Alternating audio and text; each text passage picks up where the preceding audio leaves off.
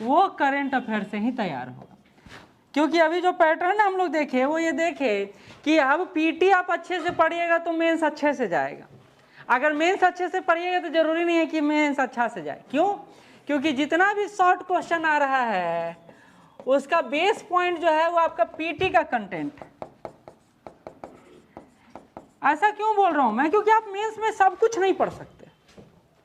अब ये विकास क्रम तो नहीं पढ़ सकते हैं जो लगातार पूछ रहा है 2 बार, जो बिहार हिस्ट्री का आप क्वेश्चन देखिए जीएस पेपर 1 का।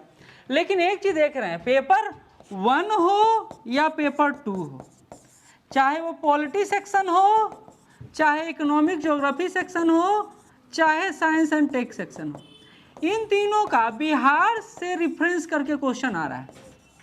बिहार का रिफरेंस करके क्वेश्चन आ रहा है। अब हमको बिहार पर्सपेक्टिव को ज़्यादा डायनेमिक पढ़ना पड़ेगा, तो इसलिए अब जो हम लोग पढ़ेंगे पीटी का या फिर बिहार करंट अफेयर का, वो पीटी पॉइंट ऑफ व्यू से नहीं पढ़ेंगे। हम लोग इसको ये समझ के चलेंगे कि हम मेंस के लिए भी कुछ टॉपिक है जो हमारा इम्पोर्टेंट, उसका क्या मोटो है, क्या उसको सरकार आगे क्या रणनीति बना रहा है, उसके संदर्भ में भी देखते हुए चलेंगे। हाँ, कुछ नाम है जो पीटी फैक्ट रहेगा ही रहेगा, उसमें कोई फेरबदल नहीं किया सकता है, लेकिन अब बहुत इंपॉर्टेंट है। और क्वेश्चन देखने के बाद अब ये लगेगा झारखंड में जैसे होता है ना कि झारखंड का पूरा सेक्शन एक है और फिर जीएस में भी झारखंड सेक्शन से क्वेश्चन आता है, वैसे ही बिहार में भी अब हो गया। तो आपको बिहार पर कंट्रोल करना पड़ेगा, और इसके लिए बिहार इकोनॉमिक सर्वे, बिहार का एक ऑथेंटिक बुक जो डिस्क्रिप्टिव वे में हो, और उसके अलावा बिहार करेंट अफेयर, जिस पर सबसे ज़्यादा लगाम है लगाना है वो करेंट अफेयर है, क्योंकि बाकी सारा सेक्शन इसी में मिलता चला जाएगा। ठीक, तो चलिए चलते हैं आज के बिहार करंट अफेयर पर। पहला जो करंट है, अच्छा फाउंडेशन बैच को लेकर कल जो चलेगा, बिहार में जाति जनगणना को लेकर एक बात हमने देखा कि अभी ये क्वेश्चन भी आ गया, जातीय जनगणना को लेकर क्वेश्चन भी आ गया। अब इसका डीलिंग कुछ दूसरे प्रकार से होगा, जैसे वो लैंग्वेज में आएगा तो उस लैंग्वेज में लिखें, लेकिन यहाँ लैंग्वेज हटा दिए, जो तथ्यात्मक ज्ञान है जिसको आप वहाँ वैल्यू एडिशन के रूप में प्रयोग कर सकते हैं वो यहाँ पर शामिल किए। ठीक, क्योंकि वो एडिटोरियल एनालिसिस शुरू किए हैं, उसमें इसको रखेंगे, उसका पूरा एनालिसिस उसमें कर देंगे। और एक ऑलरेडी दे दिए हैं पीडीएफ आपको, जब जातीय जनगणना आया था तो उसका मैप बना के दे दिए थे। चलिए, तो इसको लागू कब किया गया? पहला इंपॉर्टेंट फैक्ट तो यह है कि 2 अक्टूबर 2023 को गांधी जयंती के अवसर पर बिहार जाति गणना को जारी किया गया है। अच्छा, इसमें सबसे इंपॉर्टेंट है कि अब देखिए पीटी फैक्ट, ये सारा पीटी फैक्ट है, ये टोटल जो है वो पीटी फैक्ट है हमारे लिए। कितना पूरा जनसंख्या है? अच्छा हाँ, चलिए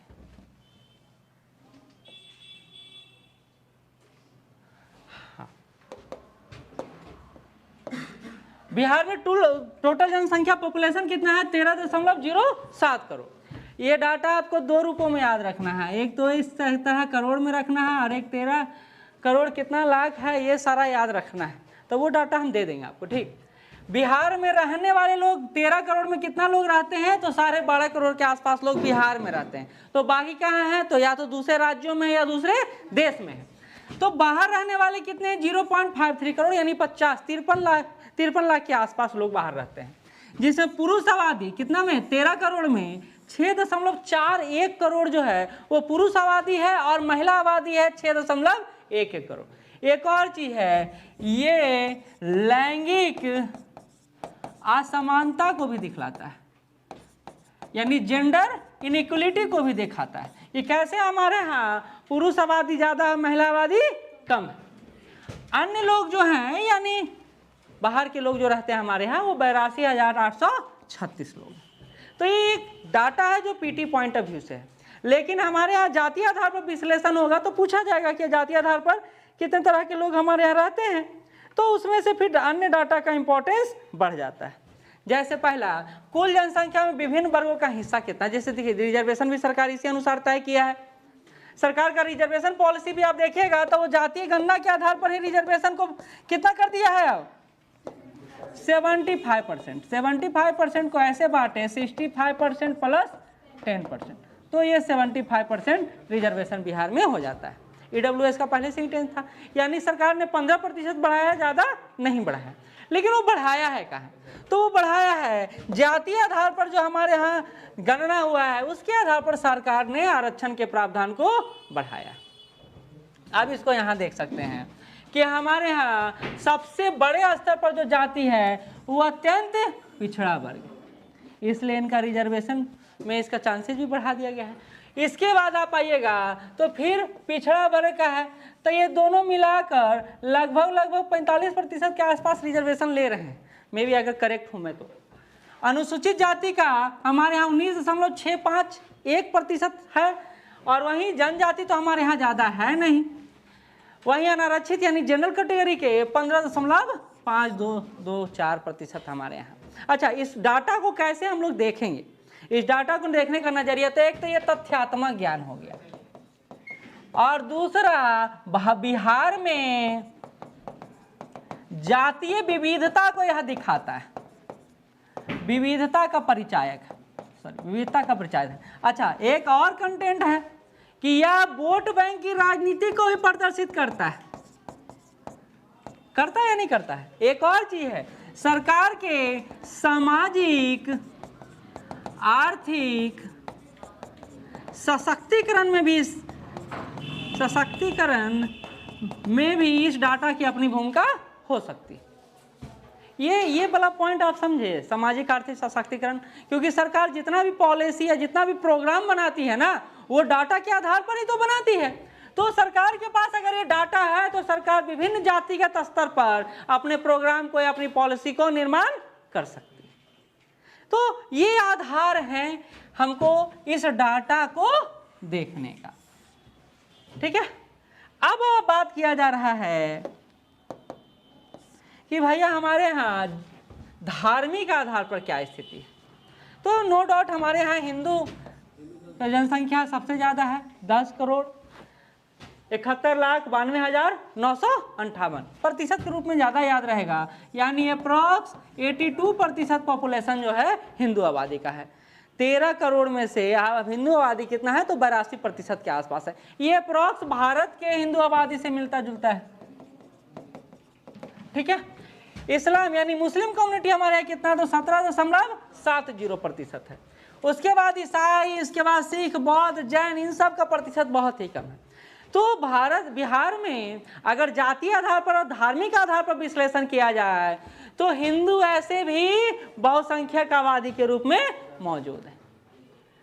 और विकास की राजनीति के केंद्र में अगर रखकर देखा जाए तो हमको इन सभी को एक साथ लेकर चलना होगा, क्योंकि सरकार का मूल मंत्र है सबका साथ सबका विकास, ठीक है। और बिहार सरकार का नीतिगत शासन चलता है सुशासन से, तो सुशासन में भी इन सबको लेकर चलना है। तो भारत सरकार और बिहार सरकार दोनों ही पर्सपेक्टिव में हम इसको समझ सकते हैं, ठीक है। चलिए, ये हो गया धार्मिक आधार पर। अगला है जातीय आधार पर, कि जातीय आधार पर हमारे यहाँ स्थिति कैसा है। तो जातीय आधार पर देखा जाए तो पहले भी 1931 में जब सर्वेक्षण हुआ था तब भी ग्वाला उस समय बोला जाता था, ग्वाला की संख्या सबसे ज़्यादा था। और अभी भी किनका संख्या सबसे ज़्यादा है? यादवों की संख्या, फिर रविदास का, फिर कुशवाहा का। लेकिन सबसे ज़्यादा यादव का है और सबसे कम किसका है? तो भास्कर जाति का। ये दो तथ्य है जो आपको एग्जाम में पूछा जा सकता है। क्या कायस्थ नहीं देखे हैं? भास्कर, कायस्थ के भी नीचे भास्कर जाति है, उनका संख्या है। तो ये है हमारा जातिगत सर्वेक्षण या जनगणना जो बिहार सरकार द्वारा अभी हाल ही में करवाया गया है। अब आते हैं, अब देखिए ये ऊर्जा यूनिट से जुड़ा हुआ है। जब आप एनर्जी सेक्टर पढ़िएगा बिहार के संदर्भ में तो यहाँ ये कंटेंट वहाँ जाके जुड़ जाएगा।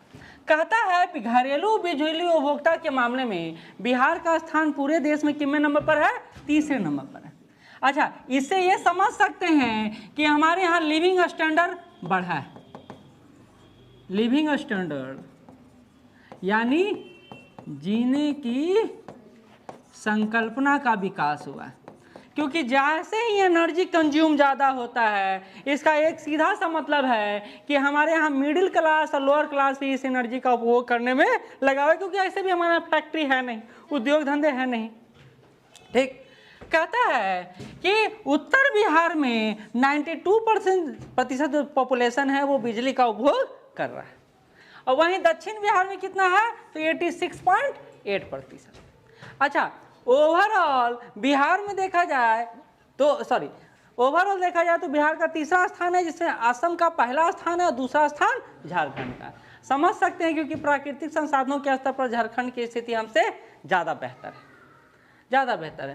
तो घरेलू बिजली उपभोग के मामले में बिहार का तीसरा स्थान है। यह बिहार के विकास क्रम को दिखाता है। ठीक, झारखंड के बारे में तो हम बोल सकते हैं वहाँ फैक्ट्री वैक्ट्री भी, उद्योग धंधे भी बहुत ज़्यादा है। ठीक, यद्यपि यह घरेलू उद्योग को घरेलू उपयोग की बात कर रहा है, तो इसमें उन सबको तो शामिल ऐसे भी नहीं किया जाएगा। बिहार सरकार एक अच्छा प्रोग्राम लेकर चल रही है, उसका नाम है मुक्ति। बिहार जल उद्योग का यह ब्रांड है मुक्ति। अच्छा, मुक्ति के माध्यम से क्या किया जाएगा, तो बिहार के जेल में बंद कैदियों द्वारा निर्मित जो वस्त्र है ना, उसको बाजार में रखा जाएगा। जैसे कैदियों द्वारा जो बनाया गया सामान है उसका भी प्रदर्शन होता है हस्तशिल्प मेला में। हस्तशिल्प मेला आप गए होंगे तो वहाँ होता है। तो मुक्ति भी इसी तरह का एक प्रोग्राम है जो बिहार सरकार बिहार कैदियों के लिए चला रहा है। कहते सरदार पटेल भवन मुख्यमंत्री नीतीश कुमार द्वारा इस मुक्ति कार्यक्रम का अनावरण किया गया। ये फिगर गड़बड़ है, ठीक है। अच्छा, जीविका का नाम आता है तो जीविका दीदी का नाम अपने आप मुंह पर आ जाता है।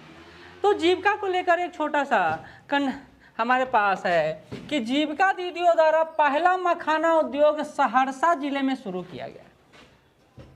जीविका का तो योगदान हर फील्ड में है। अब देख रहे हैं, शिक्षा से लेकर स्वास्थ्य से लेकर और बच्चों के लालन पालन सब में जीविका का योगदान देखने को मिला। अब जीविका दीदियों को जोड़ा गया है मखाना उद्योग से। अब पहला मखाना उद्योग कहाँ खोला गया है? सहरसा में। कहा जाता है मुख्यमंत्री सूक्ष्म एवं लघु क्लस्टर विकास योजना के तहत इस मखाना उद्योग को शुरू किया गया है। सरकार चाहती है कि छोटे स्तर पर मध्यम उद्योग बिहार में बढ़े। अच्छा, तो बिहार में बढ़े तो बिहार में जो संसाधन है उसी के आधार पर बढ़ सकता है। और हमारे यहाँ है क्या? तो हमारे यहाँ फल है या सब्जी है या दूध उत्पादन कर सकते हैं या कृषि है। तो सरकार उसी संदर्भ में यह देखने का काम कर रही है और जीविका दीदियों को जोड़ा गया है मखाना उद्योग से। कहते हैं मखाना, कृषि मंत्रालय का कहना है कि दुनिया का 90% मखाना है जो बिहार में उत्पादित होता है। और जब 90% मखाना उत्पादित होता है, इसका लाभ भी बिहारियों को मिलना चाहिए। और इसी को केंद्र में रखकर मखाना उद्योग का विकास किया जा रहा है। मिथिला क्षेत्र में मखाना का कारोबार बड़े स्तर पर होता है और वो मिथिला क्षेत्र में दरभंगा, मधुबनी, समस्तीपुर, कटिहार क्षेत्र है जहाँ अधिकांशतः मखाना का संकेंद्र है। तो आप जाइएगा दरभंगा या मधुबनी या समस्तीपुर शादी में, तो आपको मखाना का क्या चटनी भी मिलेगा, मखाना का आपको हलवा भी मिलेगा, सब मखाना का ही मिलेगा। कोई है यहाँ? अच्छा, आप, चलिए ठीक है। तो मखाना का यहाँ उपयोग बहुउपयोग होता है। ठीक है, आएगा, सॉरी। कहते हैं यह खेती मिथिला क्षेत्र में होता है और मिथिला मखाना को जीआई टैग इसी बार दिया गया है। पहले मखाना था और अब हो गया है मिथिला मखाना। अच्छा, मिथिला मखाना को गोरगोन नट या फॉक्स नट भी कहा जाता है। इसका उपनाम जो है ये भी है। ठीक, जीआई टैग दिया गया है। जीआई टैग उत्पादों को कितने सालों के लिए दिया जाता है? 10 साल तक उसका आप उपयोग कर सकते हैं। ठीक है, अगला जो है जीविका शुरू कब से हुआ है, इंपॉर्टेंट पॉइंट है। क्योंकि देखिए मेंस पॉइंट ऑफ व्यू से आप देखिएगा, पिछले बार क्वेश्चन आ चुका है जीविका से। जीविका बिहार में निम्न में से क्या का साधन है, क्वेश्चन आया है ना। जब प्रीवियस ईयर पढ़िएगा तो आपको पता चल जाएगा। तो जीविका के बारे में जानना भी हमको जरूरी है। जीविका कब से शुरू हुआ? 2007 से शुरू हुआ। बिहार ग्रामीण आजीविका परियोजना, जिसे जीविका का नाम कहा जाता है। क्या नाम है फुल फॉर्म? बिहार ग्रामीण आजीविका मिशन या परियोजना, जिसको शॉर्ट टर्म में क्या कहते हैं? जीविका। ग्रामीण सशक्तिकरण या ग्रामीण पृष्ठभूमि के समृद्धि का एक बड़ा आयाम है, बड़ा प्रोग्राम है, जिसको जीविका के नाम से हम लोग जानते हैं। कब से शुरू हुआ है? 2007 से। ठीक है, यही पूछता है कि इसका उद्देश्य क्या है। तो सिंपल सा उद्देश्य है सामाजिक और आर्थिक सशक्तिकरण करना, खास करके महिलाओं का। इसलिए महिला जीविका दीदी बोलते हैं हम लोग, और जीविका दीदियों को हर चीज़ से जोड़ा जा रहा है। बिहार के हर डेवलपमेंट प्रोग्राम से जीविका दीदियों को जोड़ा जा रहा है। कहा जा रहा है ग्रामीण मंत्रालय के अंतर्गत कार्य करता है कौन? जीविका। किसके अंतर्गत कार्य करता है? ग्रामीण मंत्रालय के अंतर्गत। और इसी के अंतर्गत 1.30 लाख सेल्फ हेल्प ग्रुप के खाते खुले हैं हमारे यहाँ। और इनका अच्छा अचीवमेंट क्या है पता है? ये ग्रुप जब पैसा लेता है तो उसमें से 98% पैसा बैंकों को रिटर्न है। तो इससे अच्छा क्या चाहिए बैंकों को? उद्योगपति सब लेते हैं तो उसका रिटर्न की जिम्मेदारी नहीं है, लेकिन यहाँ तो रिटर्न की जिम्मेदारी है और उद्योग धंधे भी अच्छे से फलते फूलते हैं। महिलाओं के साथ एक अच्छा बात है कि वो भागने की फिराक में नहीं रहती हैं, वो करने की फिराक में रहती हैं। यानी उस जो पैसा मिला है उसका सही तरीके से प्रयोग हो और उसका यूटिलाइज करके हम भी लाभ कमाएं और आप भी लाभ कमाएं। और जीविका दीदियों का यही भूमिका है बिहार में। जीविका भैया नहीं ना बोल, देखिए बिहार अभी महिला केंद्रित हो गया है, तो भैया का भूमिका पीछे चला गया है, भाभी का भूमिका आगे आ गया है। हाँ, महिलाओं को ध्यान में रखकर सरकार काम करने में लगी हुई है। कृषि रोड मैप 4 राष्ट्रपति द्रौपदी मुर्मू ने इसका अनावरण किया है। कब से कब तक के लिए? तो ऑलरेडी हम लोग इसको अच्छे बड़े स्तर पर पढ़ चुके हैं, मतलब डिस्क्रिप्टिव में पढ़ चुके हैं। कहा जाता है कि 2023 से 2028 तक कृषि रोड मैप 4 का निर्माण हुआ है। मुख्यमंत्री नीतीश कुमार जी ने बोला भी कि अब ये जो रोड मैप हम लोग लेकर आ गए हैं, इसके बाद किसी अन्य रोड मैप की हमको जरूरत पड़ने वाला नहीं। कहते हैं 18 अक्टूबर 2023 से भागलपुर में द्वितीय कृषि विश्वविद्यालय खोला जाएगा। इसी के अंतर्गत दूसरा विश्वविद्यालय भागलपुर में पहले से एक विश्वविद्यालय काम कर रहा है, राजेंद्र कृषि विश्वविद्यालय। कहते हैं फसल उत्पादन के साथ पशुपालन पर भी जोर देने की बात की गई है। किसमें? कृषि रोड मैप 4 में। बिहार में इसी संदर्भ में कहा जाता है कि अभी तक रोड मैप 3 बन चुका है। क्या उसका योगदान रहा है? तो कहते 5 कृषि कर्मण पुरस्कार हम जीत चुके हैं, ये योगदान है हमारा। कहते हैं 3 कृषि रोड मैप पहला जो हुआ है 8 से 12 तक, दूसरा हुआ है 12 से 17 तक और तीसरा हुआ है 17 से 22 तक। लेकिन कोरोना काल में 1 साल के लिए बढ़ा दिया गया और ये हो गया 23 तक, एक्सटेंशन मिला था इसको। तो 3 कृषि रोड मैप ऐसे है कि इनके द्वारा लाया गया, कौन अनावरण किए, क्या उद्देश्य था, ये सब हम लोग डिस्क्रिप्टिव में पढ़ चुके हैं ऑलरेडी। ठीक, तो इसको ज़्यादा हम लोग खींचे नहीं। तो ये था कृषि रोड मैप 4। अनावरण कौन किए हैं? राष्ट्रपति मुर्मू किए हैं।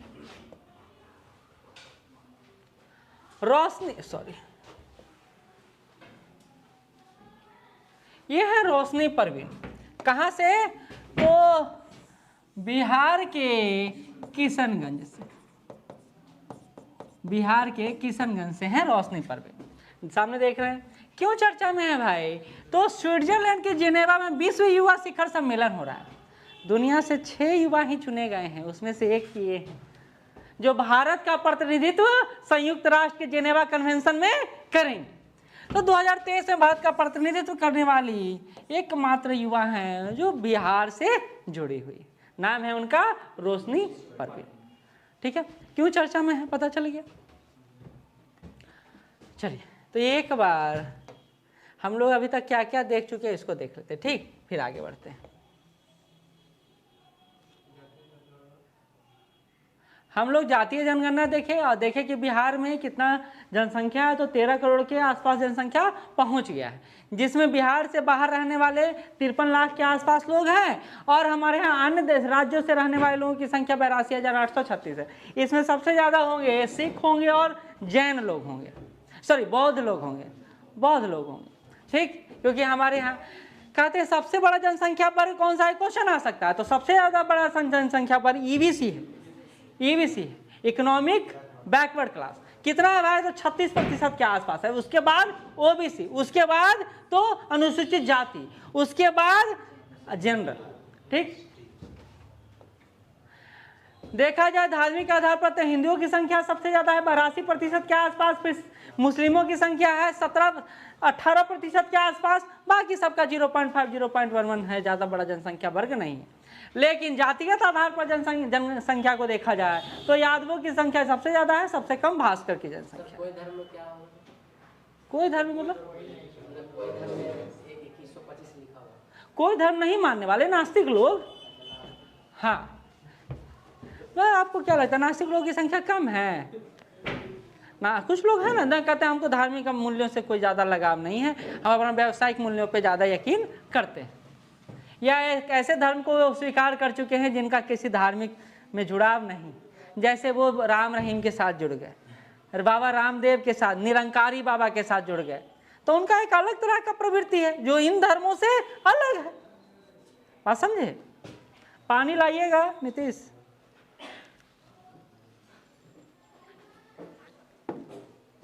देखिए बहुत सारे अजीब अजीब लोग हैं, और आज का जो नया जनरेशन है वो और अजीब निकलेगा। वो कहेगा भाई हमको धर्म से नहीं गेम से मतलब है, तब हम गेमिंग कम्युनिटी निकालिए, है ना। चलिए फिर हमने पढ़ा उपभोक्ता, घरेलू उपभोक्ता बिजली जो उपभोग करते हैं उसमें बिहार का तीसरा स्थान है। पहले स्थान पर आता है असम और दूसरे स्थान पर आता है झारखंड। अगला हम लोग देखें कि मुक्ति करके एक ब्रांड, बिहार जल उद्योग का एक ब्रांड है जो बिहार के जेल में बंद कैदियों द्वारा जो निर्मित वस्तु है उनके लिए यह ब्रांड लाया गया है जिनका नाम है मुक्ति। मुक्ति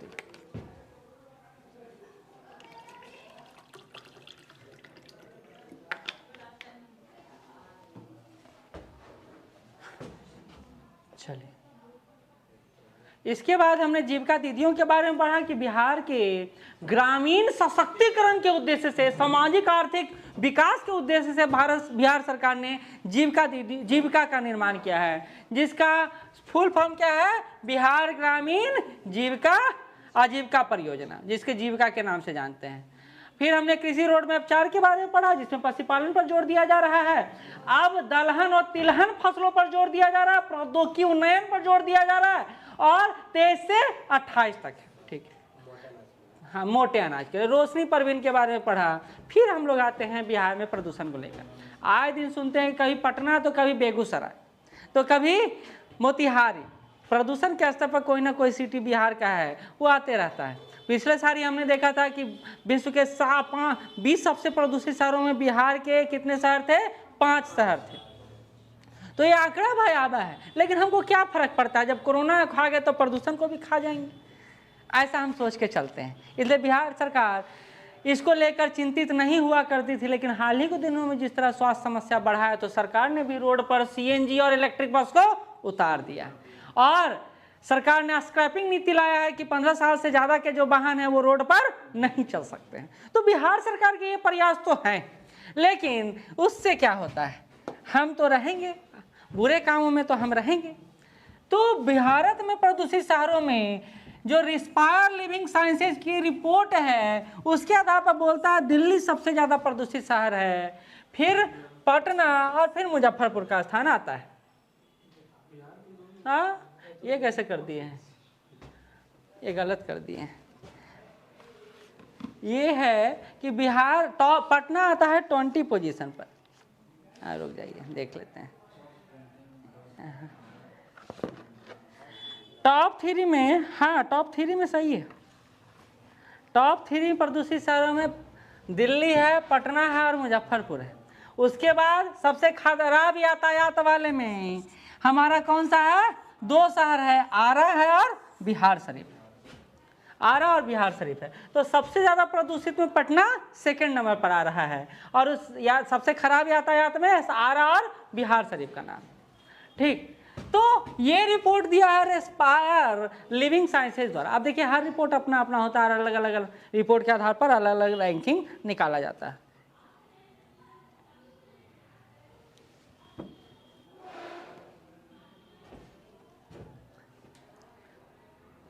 कल से स्टार्ट होने वाला है बैच, आप चाहें तो कॉल करके ले सकते हैं, नीचे चल रहा होगा नंबर, उस पर कॉल कर लीजिएगा।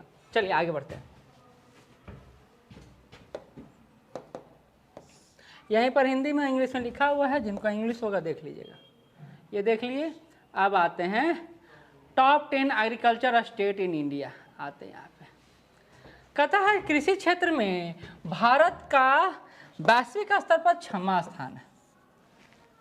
डेल्टा रैंकिंग के अनुसार 112 आकांक्षी जिलों की रैंकिंग निकाली गई है, उसी में मुजफ्फरपुर का स्थान भी आता है।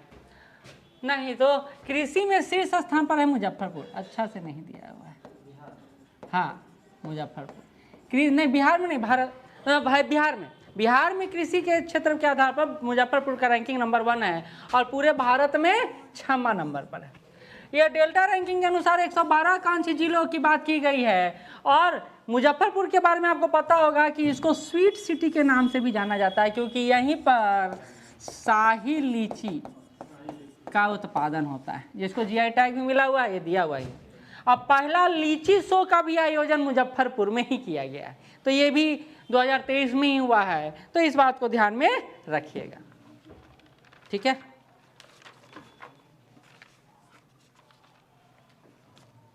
चलो आगे बढ़ते हैं। तो ये मुजफ्फरपुर के बारे में था कि बिहार में कृषि क्षेत्र में सबसे अच्छा प्रदर्शन मुजफ्फरपुर कर रहा है, पूरे भारत में 6ठा पोजीशन पर है।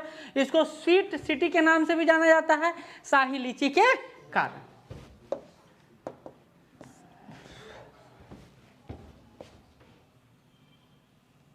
आते हैं भीम संसद का आयोजन हो। अब भीम संसद अभी मुख्यमंत्री ने आयोजित ही किया था, दलितों के संदर्भ में यह आयोजन किया गया, बहुत बड़ी संख्या में लोग आए। मुख्यमंत्री ने बोला भी केंद्र सरकार को देखना चाहिए कितना बड़ी संख्या में लोग हमारे यहाँ आए हैं। भीम संसद जिसका आयोजन कब किया गया, 25 नवंबर को पशु चिकित्सा महाविद्यालय वेटरनिटी कॉलेज,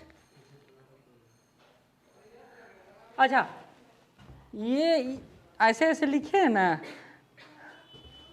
अच्छा पशु चिकित्सा महाविद्यालय में इसका आयोजन किया गया और महात्मा गांधी और डॉक्टर भीमराव के अम्बेडकर के विचारों को इस भीम संसद के माध्यम से प्रचारित प्रसारित करने का बात कहा गया कि देखिए भीम संसद मूलतः राजनीतिक उद्देश्यों को ध्यान में रखकर किया गया था, जिसमें अभी मांझी जी जो ग्राउंड लेवल पर उठ खड़े हो रहे हैं तो उनको दिखाया गया कि नहीं हमारा भी दलितों के बीच पहचान है, लेकिन राजनीतिक रूप से सरकार ये बात नहीं दिखा सकती क्योंकि संसद भीम संसद है।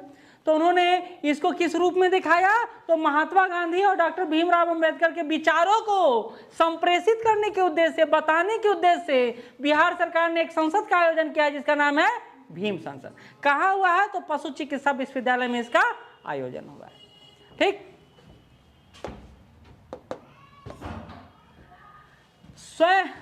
स्वयं सेवी ललिता कुमारी और सुनीता का नाम अभी चर्चा में आ गया।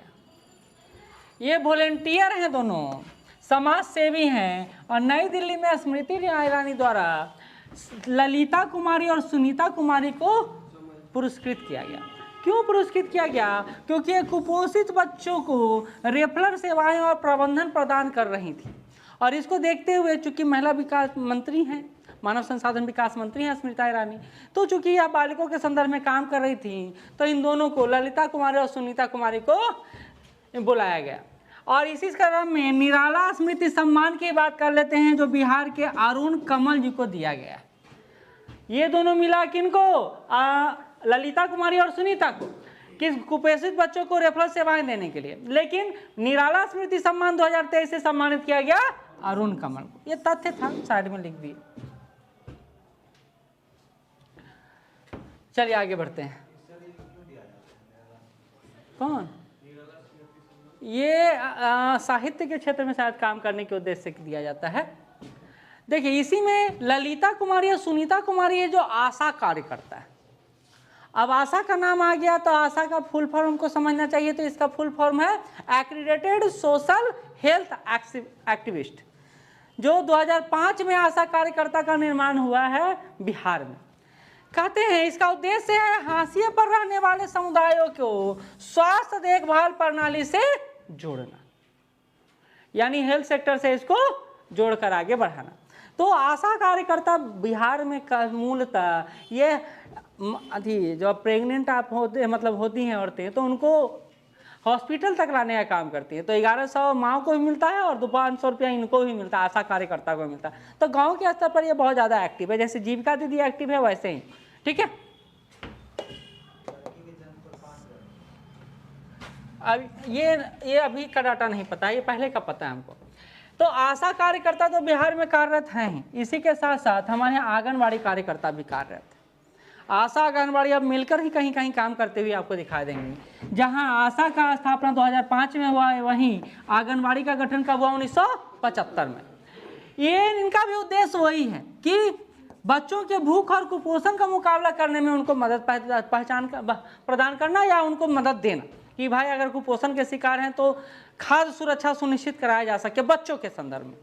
ठीक, कहते हैं भारत सरकार द्वारा इसको निर्मित किया गया है और इसका मतलब होता है आंगन में आश्रय, मतलब एक ऐसा क्षेत्र जहां बच्चों को आश्रय दिया जा रहा है। और आश्रय का मतलब होता है खाना पीना, रहना, भोजन व्यवस्था, सब कुछ करना।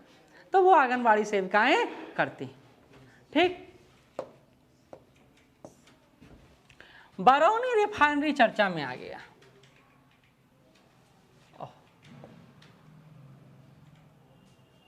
बरौनी रिफाइनरी कहाँ है? बरौनी रिफाइनरी पहले तो ये तथ्य इंपॉर्टेंट है, बेगूसराय में। मिलान करने में आ सकता है, पूछा जा सकता है क्या कि भारत का प्रसिद्ध रिफाइनरी है, सबसे पुराना रिफाइनरी भी है। तो ये रिफाइनरी के बारे में आया है कि सर्वश्रेष्ठ रिफाइनरी प्रदर्शन सुधार पुरस्कार इसको इस बार दिया गया। इसने सबसे अच्छा प्रदर्शन किया है।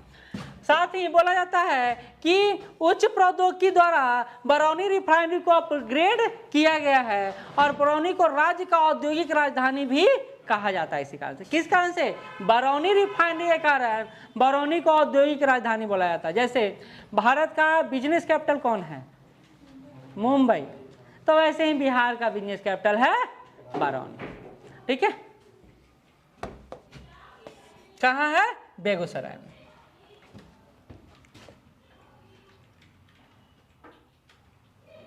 कहते हैं इसको बनाने की बात क्या कह रहा है कि 1965 में राष्ट्र को समर्पित किया गया सोवियत संघ और रोमानिया के सहयोग से। तो बरौनी बनाया गया किसके सहयोग से? यूएसएसआर, पहले सोवियत संघ था, अब में रसिया है। ठीक है, कहते हैं कि भारत का सबसे बड़ा रिफाइनरी कौन है अभी? तो वो जामनगर रिफाइनरी गुजरात में, रिलायंस का है जो सबसे बड़ा रिफाइनरी है भारत का। उसके बाद भारत का पहला रिफाइनरी कौन है? तो दिग्बोई असम का रिफाइनरी है जो भारत का सबसे पहला रिफाइनरी है। और एनटीपीसी कहलाओ जो है वो कहाँ है? भागलपुर में। तो ये रिफाइनरी से संबंधित अन्य फैक्ट जो हो गया जो आपको जानना चाहिए। कहाँ एनटीपीसी है? बाढ़ है, कांटी है, कहाँ है? पटना में। हाँ, लेकिन बाढ़ कहाँ आता है? पटना डिस्ट्रिक्ट में ही आता है, पटना में नहीं है, पटना डिस्ट्रिक्ट में, क्योंकि मोकामा तक तो पटना डिस्ट्रिक्ट ही। इनकम टैक्स के बगल में लिखा हुआ था एनटीपीसी बोर्ड। हाँ, अच्छा, बिहार में एनटीपीसी जहां भी काम करे उसका हेडक्वार्टर तो पटना ही रहेगा ना।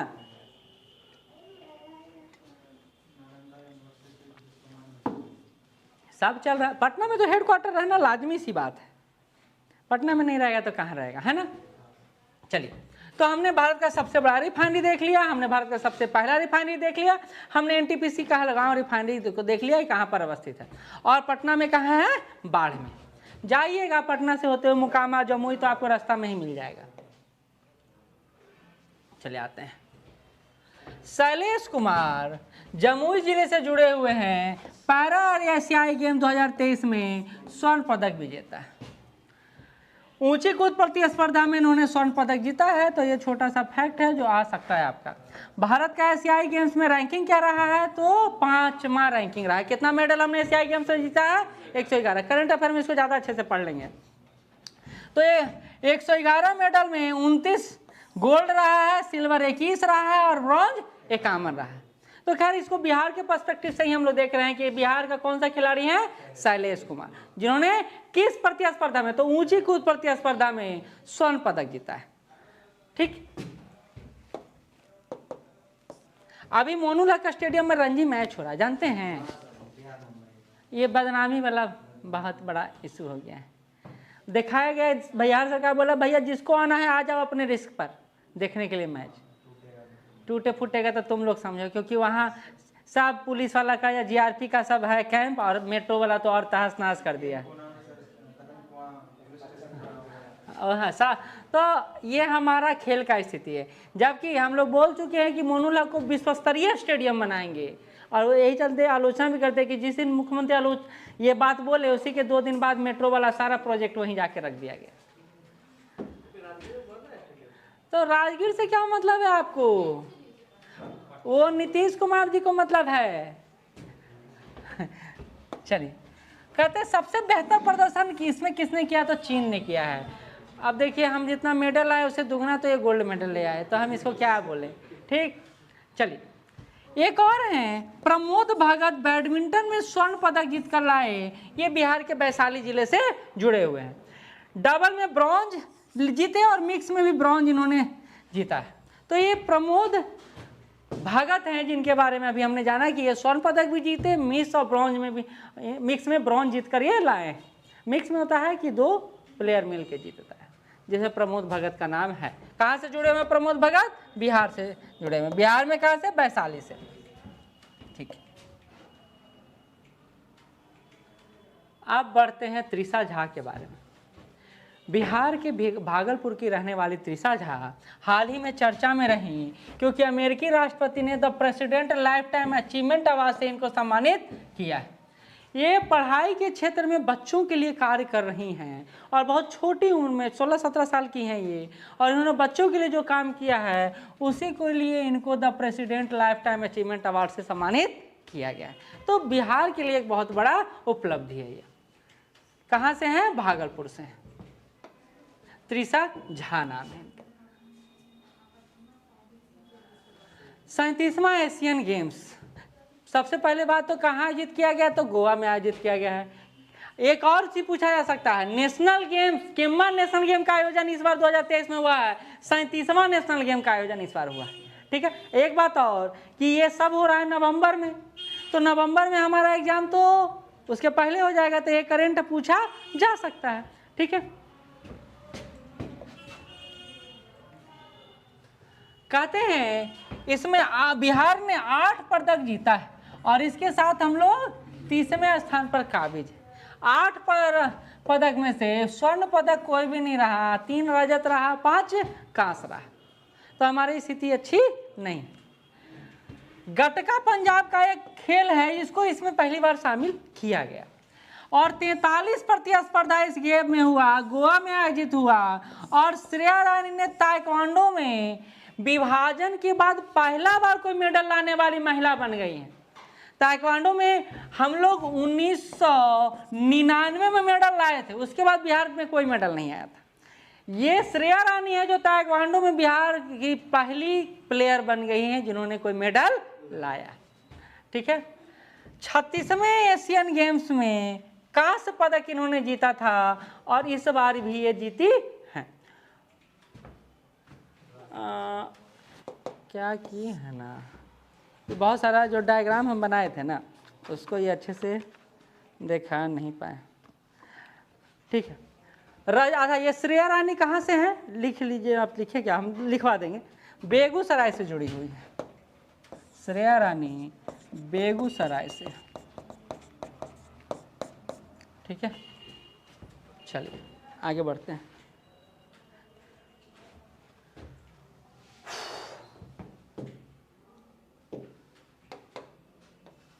तो हमने अभी किसको पढ़ा? हमने पढ़ा 37वां नेशनल गेम्स को। इसके पहले हमने पढ़ा इसको त्रिशा झा को। इसके पहले हमने पढ़ा शैलेश कुमार को, जमुई जिले से जुड़े हुए हैं। एशियाई गेम्स में पैरा एशियाई गेम्स में स्वर्ण पदक जीत कर लाए। ठीक है, उसके बाद भारत के एशियाई गेम में प्रदर्शन को देखा, फिर चाइना नंबर 1 पर है, फिर हमने बरौनी रिफाइनरी को देखा और उसके बाद हम लोग चल रहे हैं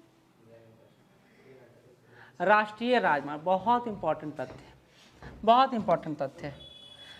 राजमार्ग मंत्रालय द्वारा देश में एनएच की कुल लंबाई 1.32 लाख किलोमीटर हो गया है, जिसमें सबसे ज़्यादा लंबाई जो है वो किस राज्य में है? महाराष्ट्र में। एनएच यानी नेशनल हाईवे की बात कर रहे हैं, यानी कुल राजमार्गों का, राष्ट्रीय राजमार्गों का 13.4% हिस्सा कहाँ है? महाराष्ट्र में। कहा जा रहा है हमारा योगदान कितना है? तो मात्र 4%। ये लेटेस्ट डेटा है कि हमारे यहाँ राष्ट्रीय राजमार्गों का लंबाई जो है 5358 किलोमीटर है। 5358 किलोमीटर है। बिहार में प्रति लाख आबादी पर एनएच जो बना हुआ है 5.2 किलोमीटर बना हुआ है, यानी 1 लाख आबादी पर 5.2 किलोमीटर एनएच राष्ट्रीय राजमार्ग बना हुआ है हमारे यहाँ। कहाँ? बिहार में। कहते हैं प्रति 1000 किलोमीटर पर लंबाई देखा जाए तो 56.9 किलोमीटर है बिहार में एनएच का, वहीं एसएच की लंबाई एनएच से भी कम है। अच्छा, इस तथ्य को देखकर बहुत लोगों को डाउट हो सकता है कि एसएच का कम कैसे रहेगा। बिहार में स्टेट हाईवे कम है, नेशनल हाईवे ज़्यादा बड़ा है। पिछले बार देख रहे थे 3900 कुछ किलोमीटर था, इस बार 4006 किलोमीटर है। ठीक, सबसे छोटा एनएच कौन सा है, तो NH 727A 4.5 किलोमीटर का है, बिहार का सबसे छोटा एनएच है। सबसे बड़ा एनएच, सबसे छोटा एनएच भी पूछा जा सकता है। ठीक, तो हमारे यहाँ सबसे छोटा एनएच जो है NH 727A है। हो गया, चलिए। बॉम्बे नेचुरल हिस्ट्री सोसाइटी, आप इसको देखिएगा, जितने भी पक्षी संबंधी जो गणना होता है उसको भारत में करने का काम यही करता है। कहते हैं एशियाई जल पक्षी गणना किया गया है किसके सहयोग से, बॉम्बे नेचुरल हिस्ट्री सोसाइटी के सहयोग, BNHS, Bombay natural history society, जिसका स्थापना हुआ 5 सितंबर 1883। क्या है, तो एक गैर सरकारी संगठन है जो पक्षियों के परिप्रेक्ष्य में काम करता है। यह सिर्फ राष्ट्रीय नहीं बल्कि अंतर्राष्ट्रीय स्तर से भी जुड़ा हुआ है। कहता है यह संरक्षण और जैव विविधता अनुसंधान से जुड़ा हुआ है, और IUCN का जो लिस्ट बनता है उसको भारत में BNHS के सहयोग से ही तैयार किया जाता है। इसकी महत्ता को आपको बता रहा हूँ। यह वाइल्ड लाइफ इंटरनेशनल का भी भागीदार है, और इसी ने एशियाई जल पक्षी गणना किया है बिहार में।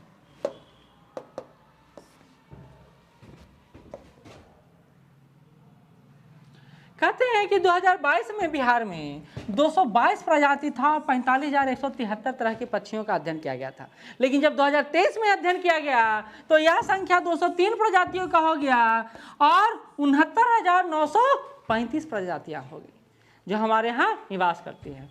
यह गणना 30 जनवरी से 12 फरवरी तक किया गया। ठीक है,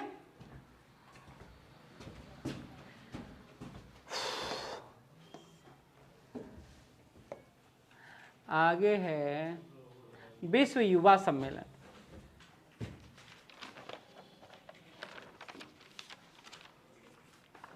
चलिए, विश्व युवा सम्मेलन 2023 ग्लोबल यूथ समिट, जो अक्षर से ही पता चला ये कहाँ हुआ होगा, चाइना में हुआ होगा।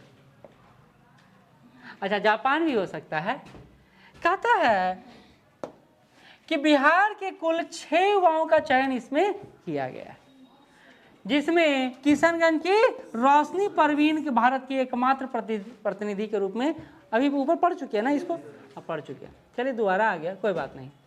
परवीन बाल सुरक्षा के मुद्दे पर काम कर रही हैं और यूनिसेफ से जुड़ी हुई हैं, और इसी कारण से इनको यहाँ पर आमंत्रित किया गया है। ये पहले पढ़ चुके हैं। अच्छा, यूनेस्को का फुल फॉर्म पूछ देता है कभी कभी, यूनेस्को का मुख्यालय पूछ देता है कभी कभी, हेडक्वार्टर कहाँ है। तो यूनेस्को का फुल फॉर्म है United nation international child emergency fund, जिसका गठन 11 दिसंबर 1946 को किया गया है। कहा गया है इसके अध्यक्ष अभी हैं एन वेने मन, और 1965 में इनको अपने शांति कार्यों के लिए शांति का नोबेल पुरस्कार से भी सम्मानित किया गया है। ये है यूनिसेफ, ये है यूनिसेफ। चलिए अगला आते हैं diet activity of Bihar. Diet मतलब होता है, जब इसको हिंदी रूपांतर किया तो आहार लिखेगा, लेकिन ये आहार नहीं है, ये है स्कूलों को शिक्षण में प्रशिक्षण देने वाला प्रोग्राम। शिक्षा का भर्ती अभी बहुत तेजी से हो रहा है ना, तो के पाठक सर ने डाइट प्रोग्राम लेकर आया है, डाइट एक्टिविटी लेकर आया है। कहें कि भाई शिक्षक ऐसे ही नहीं चले जाएंगे क्लास में, बल्कि एक कौशल प्रशिक्षण से जाएंगे, और उसी का नाम है डाइट एक्टिविटी। कहा जा रहा है कि शिक्षा मंत्रालय द्वारा इसको लाया गया है। भारतीय शिक्षा नीति 1986 के तहत इसका निर्माण हुआ है, और भारत के हर जिले में यह कार्य कर रहा है। और यह कार्य करता क्या है, तो यह शिक्षकों को अनुसंधान, कौशल और प्रशिक्षण देने का काम करता है।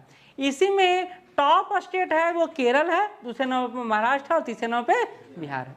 और हाल ही में जिस तरह बिहार में के पाठक सर की भूमिका बढ़ी है, तो उसमें बिहार का रैंकिंग अभी सुधरा है। नहीं तो कहाँ था शिक्षा में बिहार, खाली स्कूल कॉलेज खुला हुआ था, बाकी हम लोग को ज़्यादा मतलब था नहीं।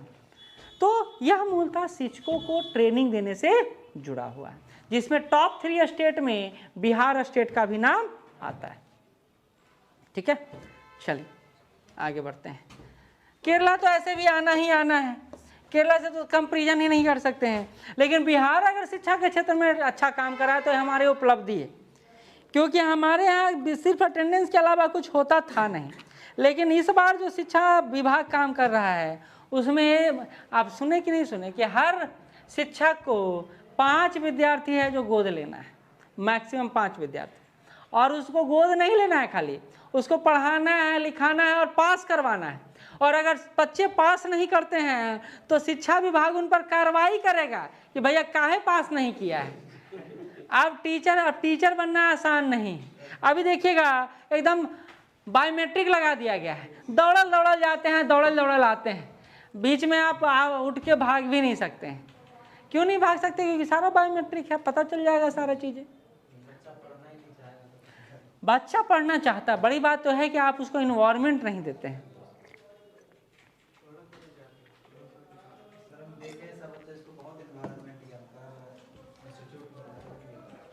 हम एक बात देखें गांव में कि जितना भी कॉन्वेंट स्कूल गांव में खुल रहा है वो भरल है, कोई खाली नहीं है। अंग्रेजी स्कूल जितना भी खुल रहा है वो भरा हुआ है सब। अगर भरा हुआ है तो बच्चे को पढ़ाना गार्जियन चाहते हैं, अगर नहीं चाहते तो वो भरा हुआ नहीं रहता। किसी भी पिता के पास या परिवार के पास अगर थोड़ा सा भी पैसा होता है तो उसकी पहली प्राथमिकता है कि उसके बच्चे पढ़ें। सही बात, ठीक।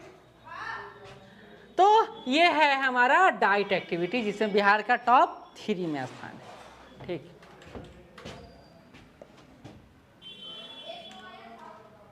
अब आते हैं, इंपॉर्टेंट है ये हमारे लिए क्योंकि बिहार ने इसमें अच्छा प्रदर्शन किया।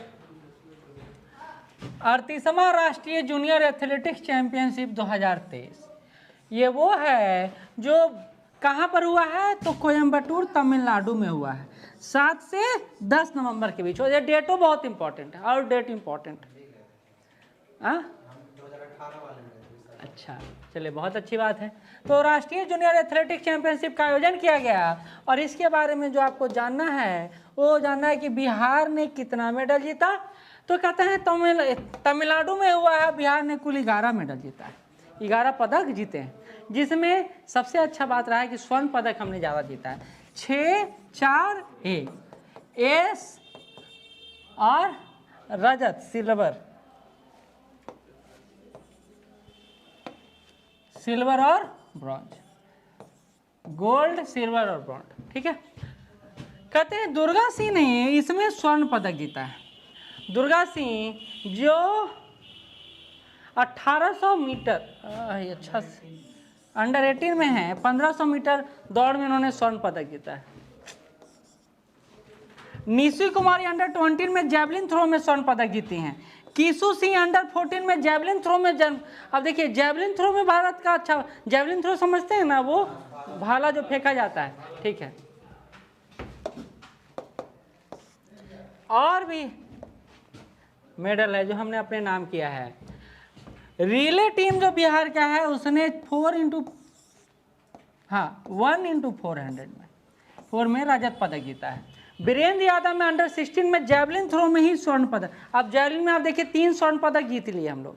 ठीक है, और रोहित राज ने ट्राइथोलॉन में स्वर्ण पदक जीता है, वहीं पीयूष राज ने भी डेकाथलॉन में स्वर्ण पदक जीता। तो ये सारे खेल में बिहार कुल मिलाकर कितना स्वर्ण पदक जीत लिया है? 6 स्वर्ण पदक जीता है। रजत पदक कितना जीता है? 4 जीता है और 1 ब्रॉन्ज जीता है। तो ये है हमारा परफॉर्मेंस। मुख्यमंत्री प्रखंड परिवहन परियोजना, हर प्रखंड से अब गाड़ी निकले, मुख्यमंत्री ऐसा चाह रहे हैं। मुख्यमंत्री का एक सपना था कि बिहार का कोई भी जिला हो वहाँ से बिहार पटना की कनेक्टिविटी 5 घंटा के अंदर पूरा हो जाए, यानी 5 घंटा में हम वहाँ से यहाँ पहुँच जाए।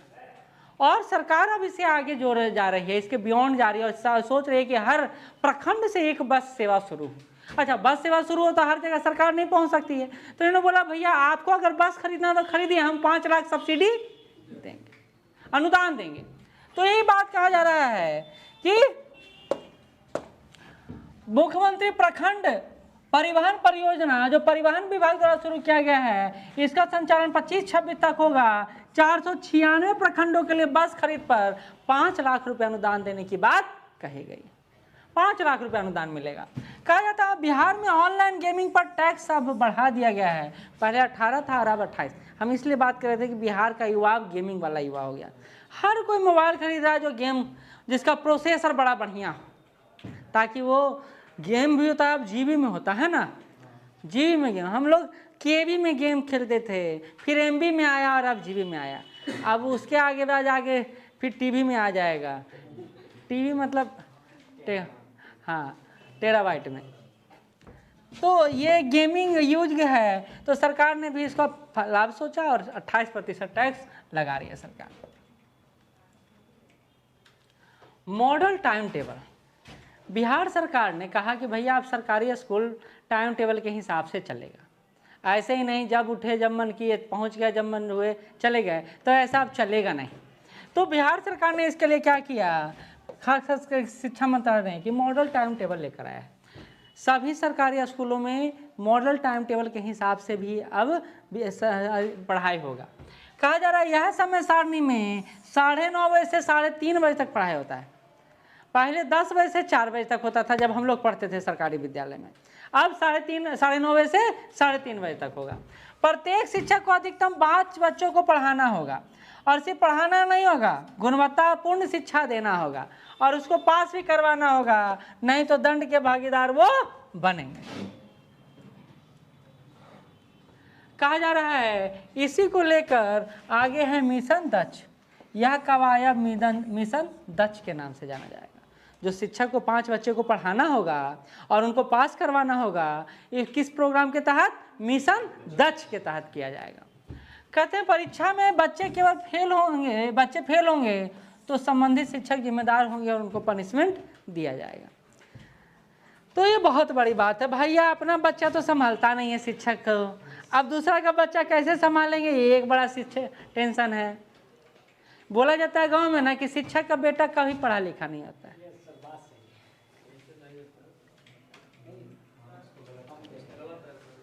अरे भाई पहले की बात था, अब छोड़ दीजिए ना।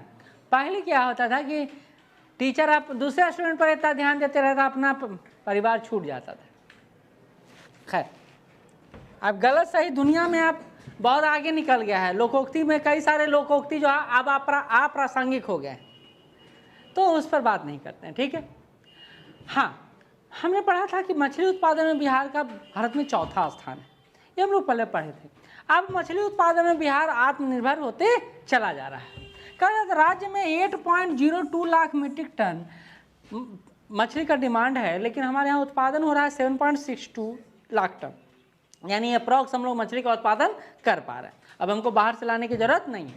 इसका कारण क्या है, तो इसका कारण है हर गांव में पोखर या तालाब खुदवाना। पोखर या तालाब पर सब्सिडी देना, सरकार सब्सिडी दे रहा है ना, 90% तक सब्सिडी मिल रहा है, और इसका लाभ हो रहा है कि हमारे यहाँ मछली उत्पादन बड़े तेजी से। कोई भी छोटा सा भी किसान है वो अपने यहाँ तुरंत मछली पालन तालाब खुदाई काम करवा रहा है।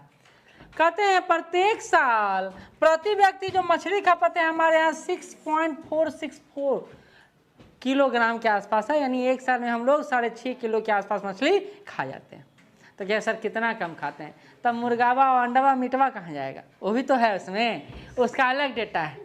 हाँ, ये सिर्फ मछली का डेटा है। यहाँ से रही है, खाती है, ज़्यादा खाती है कम खाती है। हाँ, तो ये अब देखिए अंडा उत्पादन में बिहार बहुत आगे है। प्रत्येक व्यक्ति पर बिहार में इतना अंडा उत्पादन करते हैं कि 25 अंडा खा सकते हैं पर डे। हम लोग बिहार में अंडा उत्पादन कितना बड़े स्तर पर होता है। मुर्गे कुक्कुट पालन भी हमारे यहाँ अच्छा खासा है, बकरी भी पालते रहते हैं, दूध पीते हैं, काट के खाते भी हैं। तो ये सब हो रहा है। अब मुँह तुम लोग खाने का काम तो होता है, खाते हैं ना, सारे लोग का काम है, जो जिसको जो अच्छा लगता है वो काम करता है, ठीक। कहते हैं मछली में सबसे पसंदीदा मछली है वो कतला है, फिर रेहू है और फिर मृगल जिसको नैनी कहते हैं वो है। तो सबसे अच्छा हमको कतला लगता है, फिर रेहू लगता है। अब बिहार का कौन सा मछली है जो राज्य मछली है, मांगुर। ठीक है, अब ला के दिखाएं आए कतरा कैसा होता है। हाँ,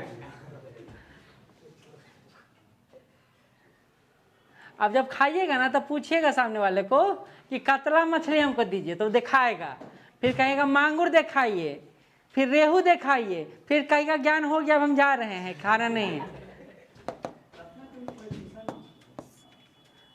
चलिए, सबसे ज़्यादा मछली उत्पादक जिला कौन सा है? तो इम्पोर्टेंट है आपका शेखपुरा है। सबसे ज़्यादा मछली उत्पादन यही होता है। अच्छा, सबसे ज़्यादा मछली उत्पादक राज्य कौन सा है? देखिए ना, पश्चिम बंगाल। और बिहार चौथे स्थान पर है। शीर्ष देश कौन सा है मछली उत्पादन में? तो चाइना में सबसे ज़्यादा होता है पहला, फिर दूसरा भारत और तीसरा इंडोनेशिया। ये सारे तथ्य हैं मछली उत्पादन से जुड़े हुए, मछली उत्पादन से जुड़े हुए। तो बिहार मछली उत्पादन में चौथे स्थान पर आता है। सबसे ज़्यादा मछली हम लोग कौन सा खाते हैं? कतला खाते हैं। और हमारा राज्य मछली कौन सा है? मांगुर है। और सबसे ज़्यादा उत्पादन कौन सा जिला करता है? शेखपुरा, जबकि बहुत बड़ा जिला नहीं।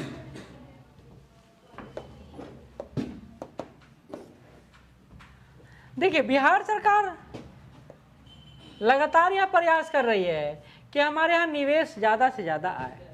जितना ज़्यादा निवेश आएगा उतना हमारे लिए अच्छा होगा।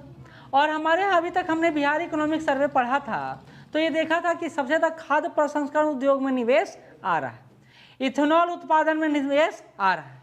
लेकिन बिहार सरकार चाह रही है कि अन्य सेक्टर में भी ग्रोथ बढ़े, और सरकार इसके लिए बिहार निवेश प्रोत्साहन परिषद का बैठक बुलाया। कब? 10 नवंबर को।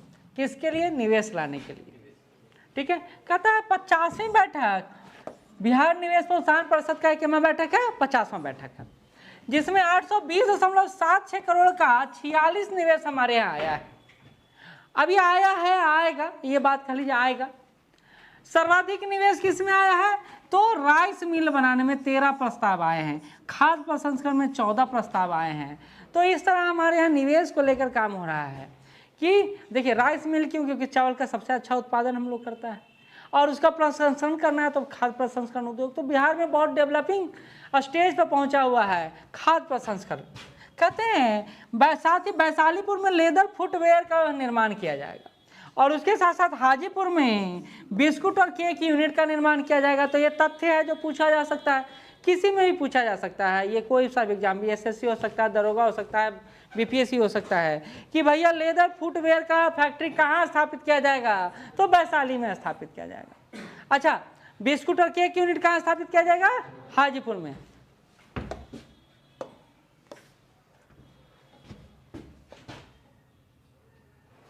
कहते हैं कि इसके अलावा भागलपुर के नौगछिया और पूर्णिया में इथेनॉल प्लांट लगाए जाने की बात हो रही है, और पटना में क्या लगाया जाएगा? Food lab.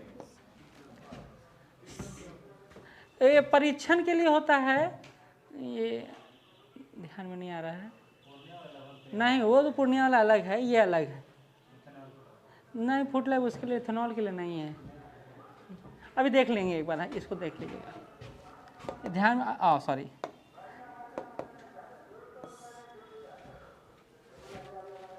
चलिए आगे बढ़ते हैं। विभागीय अनुदानों में लाभ रैंकिंग निकाला गया श्रम मंत्रालय द्वारा। लेबर रिसोर्सेज डिपार्टमेंट है जो कहता है विभिन्न विभागों में जो योजना लाया गया है उसका सबसे अच्छा लाभ कौन ले पाया। तो कहते हैं कि विभागीय योजना जितना भी लाया गया है उसमें मधुबनी बहुत अच्छा काम किया है, और सबसे बुरा जो काम किया वो है नालंदा डिस्ट्रिक्ट।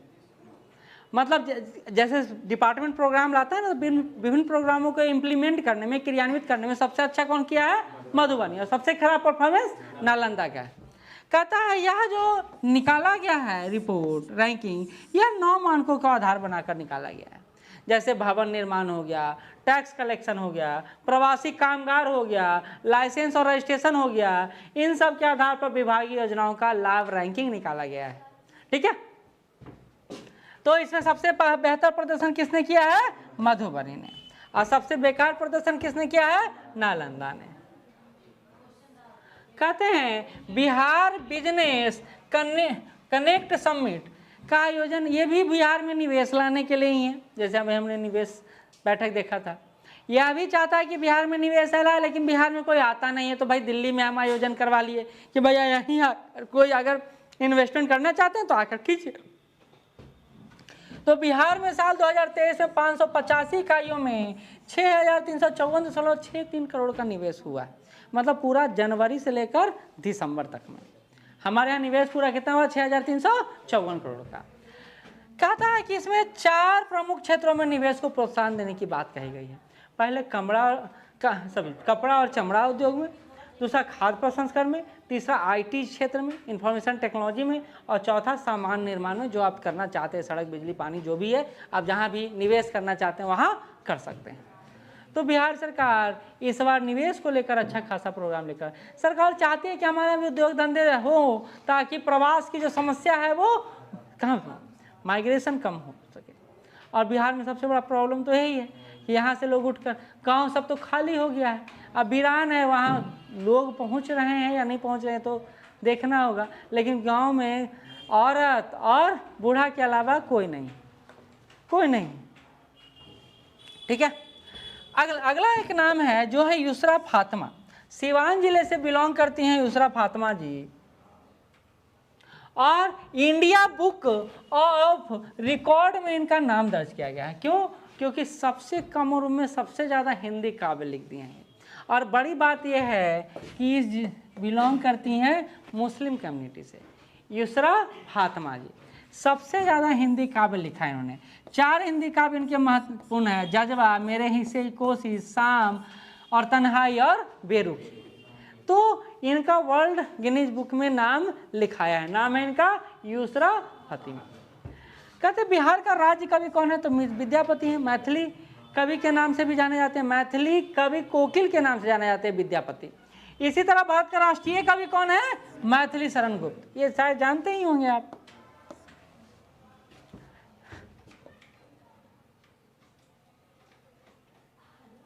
चलिए हो गया। अब है 7वां ISC फिक्की स्वच्छता सम्मान दिया गया है। मैं मूलतः स्वच्छता से जुड़ा हुआ है, लेकिन ये नीति आयोग द्वारा ना ला के फिक्की द्वारा ला गया है, जो ये उद्योग परिसंघ है। कहता है 20 से 21 नवंबर को इसका आयोजन हुआ। बिहार को 3 पुरस्कार 7वां ISC फिक्की स्वच्छता सम्मान में दिया गया। कौन कौन सा? तो पहला स्वच्छता डिजिटल में सबसे संचार के लिए दिया गया कि आप कम्युनिकेट कर रहे हैं संचार माध्यमों से अच्छा लोगों से। दूसरा लाइट हाउस इनिशिएटिव ढांचा का विकास करने में आपका योगदान अच्छा है। और तीसरा महिला चेंज मेकर्स में ODP प्लस गाँव के विकास के लिए आपको दिया गया है कौन सा अवार्ड? फिक्की स्वच्छता सम्मान 2023। कहते हैं यह जो महिला change maker ODP plus model का अवार्ड है, ये लिया गया कोमल कुमारी द्वारा, जो जमुई के लक्ष्मीपुर पंचायत की मुखिया है। इन्हीं ने यह सम्मान, ये भी इम्पोर्टेंट हो जाता है आपके लिए। देखिए फैक्ट है, छोटा सा फैक्ट है लेकिन इम्पोर्टेंट फैक्ट है। कोमल कुमारी ने प्राप्त किया है 7वीं ISC फिक्की स्वच्छता सम्मान का महिला change maker ODP plus model का सम्मान। ठीक है, तो बिहार सरकार लगातार जो काम कर रही है स्वच्छता को लेकर, जैसे पटना इस बार स्वच्छता रैंकिंग में पुरस्कृत किया गया है। आपको पता है कि नहीं पता है, पता नहीं, लेकिन अभी आगे उसको देखेंगे। अभी मैथिली साहित्य सम्मान, मैथिली साहित्य सम्मान से सम्मानित किया गया सियाराम झा पारस को विद्यापति भवन पटना में। लेकिन इसमें अन्य कैटेगरी में भी सम्मान दिया जाता है मैथिली शरण सम्मान में। किसमें? तो संस्कृत साहित्य में जगन्नाथ झा को दिया गया है संस्कृत और रंगमंच सम्मान रीता दास को दिया गया है। विद्यापति मैथिली कवि समारोह में भी विद्यापति मैथिली कवि समारोह में दिया गया है। अच्छा, इसको सारा मैथिली साहित्य सम्मान है जो विद्यापति मैथिली कवि समारोह के रूप में इसको मनाया गया और इसमें यह दिया गया है। कहीं कहीं क्या होता है ना, ठीक,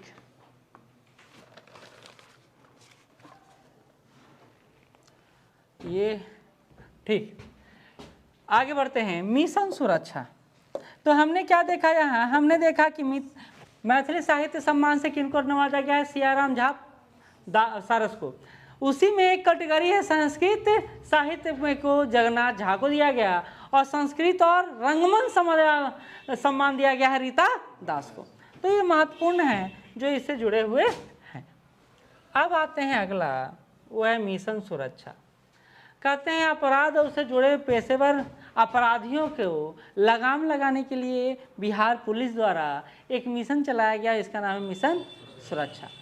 कहते हैं इसमें यह मिशन सुरक्षा मिशन इन्वेस्टिगेशन @75 जो चलाया गया था उसी का एक प्रतिरूप है, जिसमें अपराधियों को पकड़ने का प्रयास किया जाता है। तो मिशन सुरक्षा अपराधियों से जुड़ा हुआ है। प्रवीण जी हो गया है, दे दीजिए। अगला है गंगा जल आपूर्ति योजना से पिछले बार क्वेश्चन आया था, आपको ध्यान होगा तो, कि कहाँ से इसका शुभारंभ किया गया है। ठीक, अब उसी में जल आपूर्ति योजना जो जल शक्ति मंत्रालय द्वारा एक रिपोर्ट लाया गया है, उसके अंतर्गत जल जीवन मिशन में बिहार का स्थान 11वां है पूरे भारत में। हम लोग जल उपलब्धता सुनिश्चित कराते हैं बिहार में 96.42% लोगों को। जल जीवन हरियाली मिशन आप सुने होंगे, तो ये जल जीवन मिशन है जो हर घर में नल का जल पहुंचाने से जुड़ा हुआ है। कहते इसी पर रिपोर्ट लाया गया है और उसमें बिहार का स्थान कितना है? 11वां है। कहते हैं कि इसमें पहले गोवा का प्रथम स्थान था, 100% पानी मुहैया करा रहा था। कहते हैं बिहार में सबसे अच्छा जो प्रदर्शन किया गया है जल जीवन मिशन के तहत वो किया गया है खगड़िया, मुंगेर, मधेपुरा, इन जिलों में सबसे अच्छा प्रदर्शन देखने को मिला है। तो जलापूर्ति योजना में बिहार का रैंक कितना है? 11वां। तो यह है जलापूर्ति मिशन। चलिए अगला देख लेते हैं, दे दीजिए प्रवीण जी, टेंडर लेते जाओ। अगला जो है अच्छा ये कर दिए, हम ही सोचे कैसे आ गया ये। अगला आते हैं COP 28 हो रहा था, छोड़ दीजिए। COP 28 हो रहा था, नाम सुने, दुबई में आयोजित किया गया। इसमें बिहार की प्रशंसा की गई। काहला प्रशंसा किया गया भाई? तो हमारा एक प्रोग्राम चल रहा है जिसको विश्व मानता है कि एक बहुत अच्छा ही प्रोग्राम है। इस प्रोग्राम का नाम क्या है? प्रीमियम योजना है हमारे यहाँ। कौन सा है? प्रीमियम। अरे कह प्रीमियम मतलब होता है कि सरकार प्रमुखता देता है इस तरह की योजना। हाँ, अरे वही तो एक है प्रीमियम पर्यावरण के लिए। अगर पहले तो ये दिमाग लगा COP 28 होता क्यों है? तो जलवायु परिवर्तन के परिप्रेक्ष्य में बात करने के लिए हुआ है कॉन्फ्रेंस ऑफ पार्टी का यह मीटिंग। तो बिहार सरकार के जल जीवन हरियाली प्रोग्राम की प्रशंसा की गई है। बिहार सरकार जो यह प्रोग्राम चला रहा है ना, क्या बोले?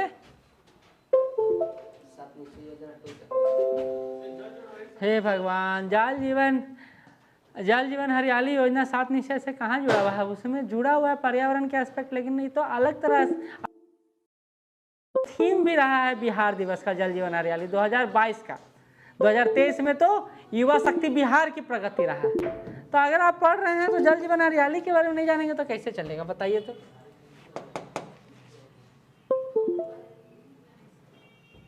ये तो वही है। अच्छा, अलग से है, ठीक है। चलिए, तो यही बात कर रहे थे कि COP 28 में बिहार की प्रशंसा किया गया है।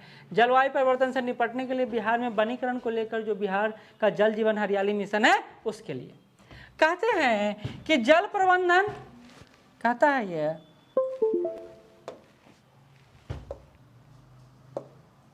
जल प्रबंधन वनस्पति कवरेज और जीवन के अस्तित्व के बीच अंतर्निहित संबंधों को दर्शाता है यह जल जीवन हरियाली मिशन। अब देखिए ना, जल ही जीवन है और जीवन है तो हरियाली, जल जीवन मिशन हरियाली अभियान। तो जल जीवन हरियाली अभियान को प्रशंसा किया गया है बिहार का यह जो अभियान है। आखिर यह अभियान लाया गया क्यों गया और किस उद्देश्य से लाया गया और कब लाया गया, ये हमारे लिए इम्पोर्टेंट है।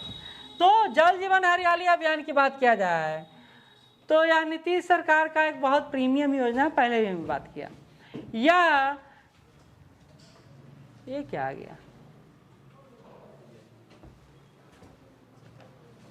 अच्छा ये अगला आ गया क्या,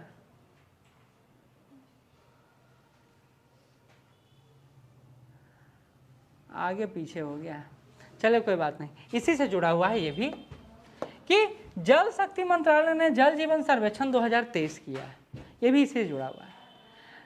ये जल जीवन सर्वेक्षण जो किया गया है उसमें बोला गया है कि बिहार का जो समस्तीपुर है ना वो सबसे अच्छा काम कर रहा है, और दूसरे स्थान पर शेखपुरा और तीसरे स्थान पर सुपौल का स्थान आता है। तो जल शक्ति मंत्रालय द्वारा जल जीवन सर्वेक्षण जो लाया गया उसमें सबसे बेहतर करने वाला जिला कौन सा है, समस्तीपुर है। तो यही यह तथ्य है जो इम्पोर्टेंट है और जल जीवन हरियाली से जुड़ा हुआ है। कहता है कि बिहार सरकार ने ये 2019 में जल जीवन हरियाली मिशन की शुरुआत की है। कहता है इसमें सरकार ने क्या किया, इस योजना को और ज़्यादा आगे बढ़ाने के लिए हर माह के प्रथम मंगलवार को जल जीवन हरियाली दिवस के रूप में किया। तो ये पूछा जा सकता है जल जीवन हरियाली दिवस कब मनाया जाता है, तो हर माह का प्रथम मंगलवार जल जीवन हरियाली मिशन का दिवस होता है। एक और बात, बिहार सरकार ने इसको प्रमोट करने के लिए बिहार दुनिया का सबसे बड़ा मानव श्रृंखला खड़ा कर दिया, 18,000 किलोमीटर का, 1800 किलोमीटर का। 19 जनवरी 2020 को 1800 किलोमीटर से अधिक का मानव श्रृंखला करके विश्व रिकॉर्ड हमने बना दिया। पर्यावरण के क्षेत्र में इतना बड़ा मानव श्रृंखला खड़ा नहीं किया गया कोई। तो ये एक बहुत बड़ी उपलब्धि हमारे यहाँ रहा है। नहीं, वो भी हुआ था, शराबबंदी के लिए भी हुआ है, इसके लिए 3 बार हो चुका है, 3 बार हो चुका है बिहार में।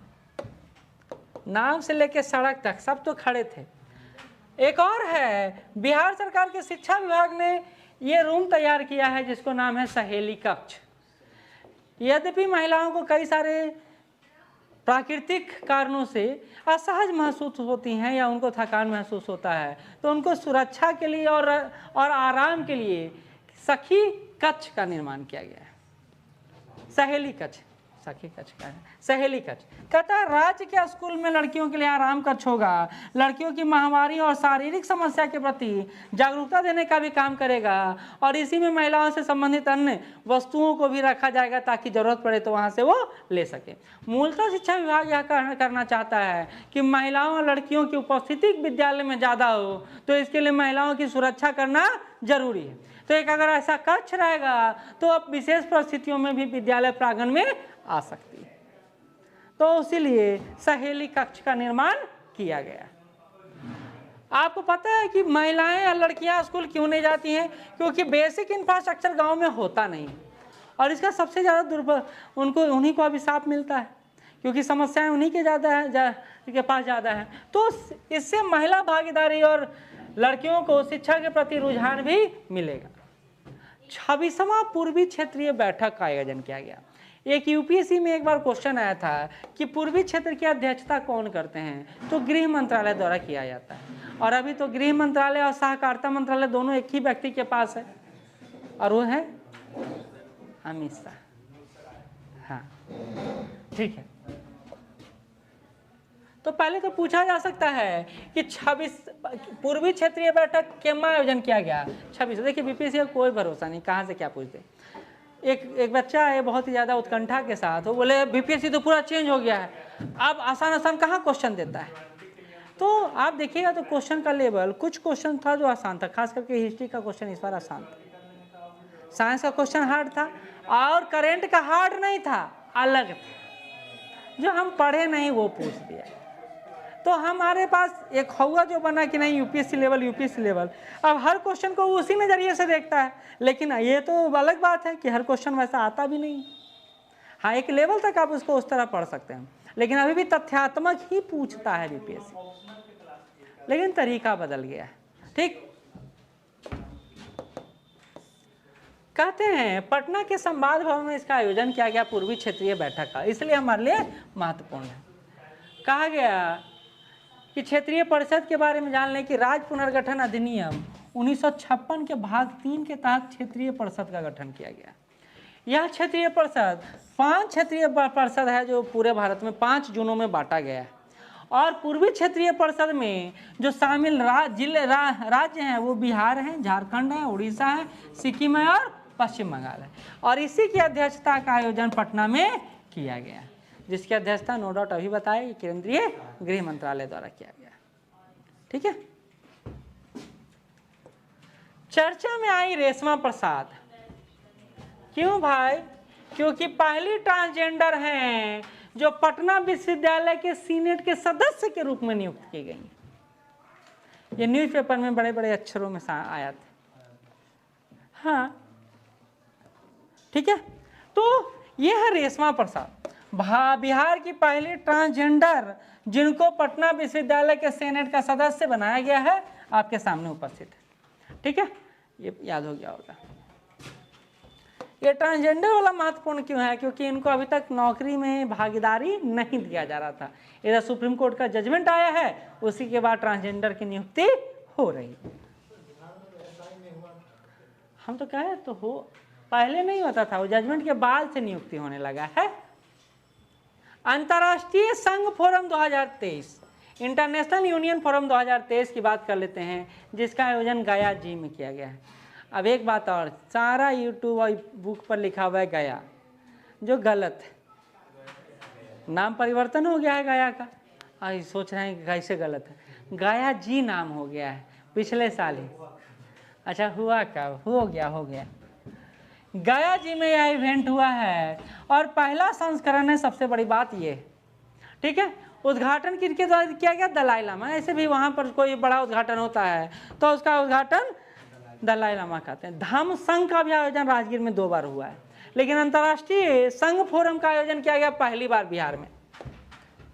कहते हैं उद्घाटन दलाई लामा द्वारा किया गया। 33 देश के 2000 से ज़्यादा विद्वान इसमें शामिल हुए हैं। और किया क्या जाएगा? तो कुछ नहीं किया जाएगा। बौद्ध धर्म से संबंधित जो अभिलेख है, जो संकट है, समस्या है, विचार है, वही विमर्श किया जाएगा। क्योंकि हमारे यहाँ नालंदा विश्वविद्यालय और बौद्ध धर्म दोनों यहीं पर उपस्थित है। ठीक, तो कहते हैं इसी के संदर्भ में समझ लीजिए बौद्ध धर्म के गहन शिक्षा पर चर्चा होगी और महाबोधि मंदिर का यहाँ नाम आता है, गया जी में वही है। और वो क्या है? तो सम्राट अशोक द्वारा निर्मित है और यह वर्ल्ड हेरिटेज साइट में शामिल है। बिहार का 2 स्थल जो वर्ल्ड हेरिटेज साइट में शामिल है, और वो कौन कौन सा है? तो नालंदा खंडहर है, 2010 में इसको शामिल किया गया, और 2001 में शायद इसको शामिल किया गया। किसको? महाबोधि मंदिर को। तो बिहार में 2 ही हेरिटेज साइट है। एक और पूछे थे हम कि बिहार में अभी भारत में कुल कितना हेरिटेज साइट है? 2010 में इसको और 2002 में इसको। ठीक, भारत का पहला वर्ल्ड हेरिटेज सिटी बना है अहमदाबाद का, गुजरात। अभी चर्चा में भी रहा था, पहला सिटी है। अच्छा, भारत में कुल हेरिटेज कितना है? 42 है। इसी में पूछे थे कि 34 सांस्कृतिक है, 7 प्राकृतिक है, 1 मिश्रित है, कौन सा है? तो आप बताए थे कंचनजंगा है। याद आया? ठीक, तो भारत में अभी तक कुल कितने हैं? 42 हैं। इन फ्यूचर बदलेगा तो आप बदल लीजिएगा, अभी तक 42 ही हैं। ठीक, अच्छा, अभी तक ना हम लोग बिहार को जो देख रहे थे और बिहार में टैक्स कलेक्शन की बात कर रहे थे, पैसा आने की बात कर रहे थे, तो पटना या नालंदा जिला का नाम ले रहे थे। लेकिन दोनों को आउट करते हुए विकेट पर खड़ा हो गया है बांका। कहते हैं राजस्व के मामले में बिहार के जिले सबसे ज्यादा राजस्व देता है कौन? बांका जिला। अब बांका एक बार फिर से चर्चा में आ गया। इसके पहले चर्चा में क्या था, क्यों था? रोपवे बनाया गया है, बिहार का दूसरा रोपवे बनाया गया है। हाँ। अच्छा, सीतामढ़ी का इसमें दूसरा स्थान है। बेचारा पटना, और देखिए यहाँ जितना शिक्षित लोग हो गए तो सब पैसा टैक्स बचाने में लगे हुए। अब बेचारा बांका है, पिछड़ा हुआ इलाका है, लेकिन वहाँ राजस्व पहाड़ों को काटा खूब जा रहा है। अच्छा, पटना का रैंक एक ही समान, अब भोजपुर का अंतिम है। तो राजस्व कलेक्शन में पटना जिला काफ़ी पीछे है, यद्यपि यह घोर करप्शन है, भ्रष्टाचार है। अच्छा, अभी मिशन दक्ष पढ़ चुके हैं ना। कमज़ोर बच्चों को पढ़ाने के लिए 1 लाख शिक्षक का नियुक्ति हुआ। अब पूरे पूरे बिहार में लगभग 5 लाख टीचर हैं। तो 5 लाख टीचर 5-5 बच्चा के पढ़ाएगा तो कितना हो जाएगा?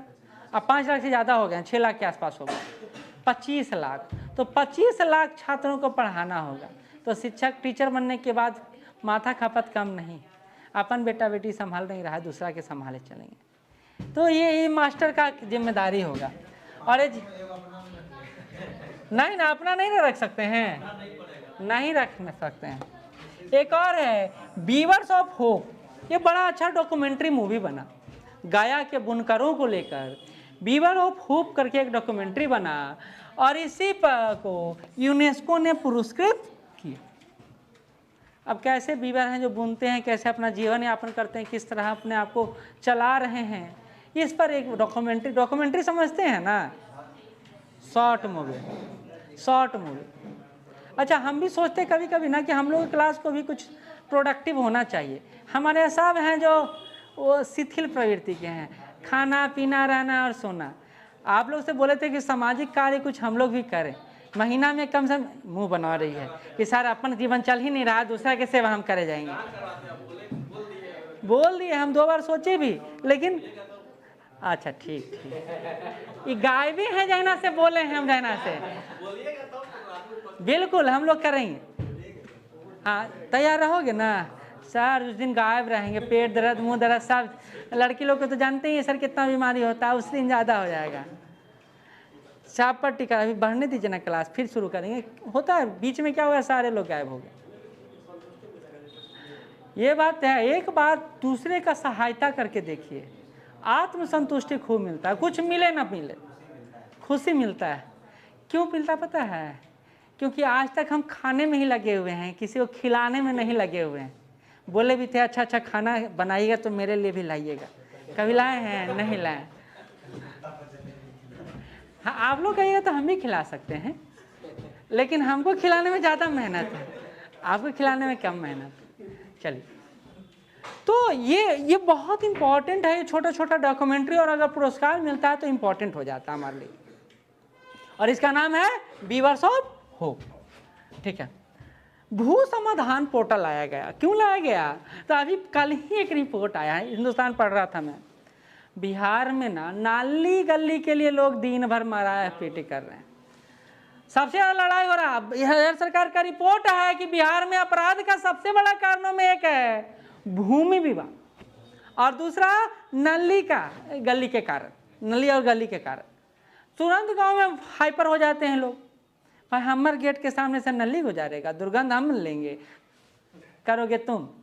तो इसके लिए सरकार, इसके लिए गांव में अपराध बहुत ज़्यादा होता है, तो सरकार ने इसको लेकर काम करना शुरू किया। और अभी देखिए 2 चीज़ कर रहा है, एक तो डिजिटल कर रहा है संपत्ति का, सारा चीज डिजिटल हो जाएगा। अब जो होता था ना कि कोई खरीद लिया कोई बेच दिया, वो अब समस्या समाधान।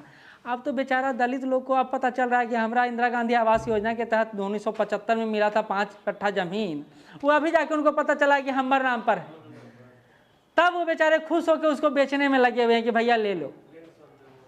तो ये बड़ा अच्छा सुविधा मिल गया, बिहार सरकार ने बहुत अच्छा काम किया। और इसी के लिए एक पोर्टल का निर्माण किया बिहार में, जिसका नाम है भू समाधान पोर्टल। भू समाधान पोर्टल बिहार में भूमि विवाद के निपटारे के लिए पोर्टल लाया गया है। एनसीआरबी का आंकड़ा कहता है कि भूमि विवाद के कारण सबसे अधिक अपराध बिहार में होता है। कारण क्या है कि हमारे यहाँ जनसंख्या है ज़्यादा, भूमि है कम, तो भैया लड़ मर के अपना भूमि तो बचाओ पहले, और रेट हो गया है ज़्यादा, और हम हैं बेरोजगार, तो हमको जहाँ से पैसा आ सकता है वहाँ से आए, चाहे जान दे के ही क्यों ना आए। तो ये प्रवृत्ति हमारे यहाँ देखने को मिल रहा है। ये है भू समाधान पोर्टल। अब बिहार को प्रमुख कुछ श्रेणियों में पुरस्कार दिया गया है, उसको देख लेते हैं।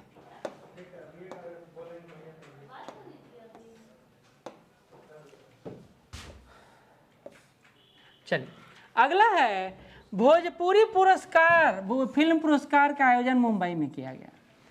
अब भोजपुरी तो जानते ही हैं, कौन कौन है भोजपुरी बेल्ट से, या भोजपुरी सुनते हैं देखते हैं? अब भोजपुरी बेल्ट से हैं, अच्छा। आवाज़ कभी नहीं लगा भोजपुरी नहीं है, वहाँ के लोग होते बहुत वो होता है ना हरियाणा वाले जैसे लोग एकदम, इसलिए ट्रेन में जब वो चढ़ते हैं ना तो कभी टिकट नहीं लेते हैं। हाँ, उनके साथ ये प्रवृत्ति है वहाँ।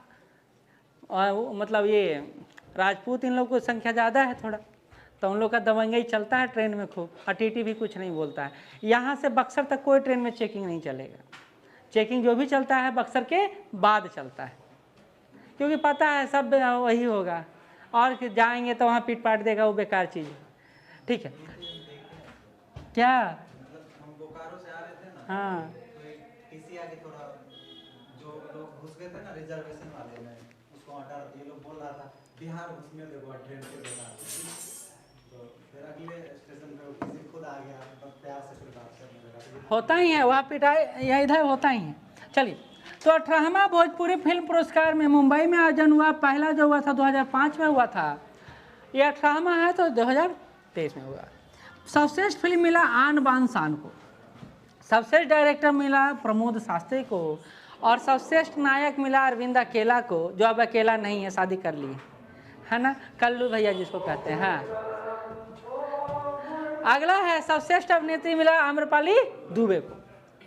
ये था 18वां भोजपुरी फिल्म पुरस्कार। चलिए, अगला है बिहार में अगला पुरस्कार जो मिला साहित्य अकादमी पुरस्कार बासुकीनाथ झा को मिला है, साहित्य अकादमी पुरस्कार 2023। और जमनालाल बजाज पुरस्कार सुधा वर्गीस को मिला है। तो ये तथ्य था जो आपको याद कर लेना, एक बार देख लेना। अच्छा, ये देखना क्यों जरूरी है, क्योंकि हमको नहीं पता है कि अगले बार 23 से देगा या 24 से देगा। अधिकांश तो अभी फिर मैं मान के चल रहा हूँ कि 24 से देगा, लेकिन अगर 23 से देगा तो आप लोग फिर चढ़ जाइएगा। तो इसलिए अच्छा है कि 3 महीने का इधर हमारा साफ हो गया डेटा। अब हम जो भी पढ़ेंगे वो 24 से पढ़ेंगे। अब अगला सप्ताह से जो करंट अफेयर होगा, नेशनल, इंटरनेशनल और बिहार करंट, तो बिहार करंट ऐसे भी रात मिला रहे, तभी उसको समराइज एक साथ कर देंगे ताकि आपको आगे जाके दिक्कत ना हो। ठीक है, तो ये था बिहार करंट अफेयर 3 महीनों का। ठीक है, इसका पीडीएफ दे देंगे थोड़ा सुधार करा के, नहीं तो यही पीडीएफ दे देंगे, इंग्लिश वाला नहीं चाहिए तो हिंदी वाला तो कॉपी वाला ही दे देंगे, क्योंकि जितना डिजाइन सोचे थे उतना डिजाइन बन नहीं पाया। इससे अच्छा तो कॉपी में ही लिखा हुआ है। ठीक, अब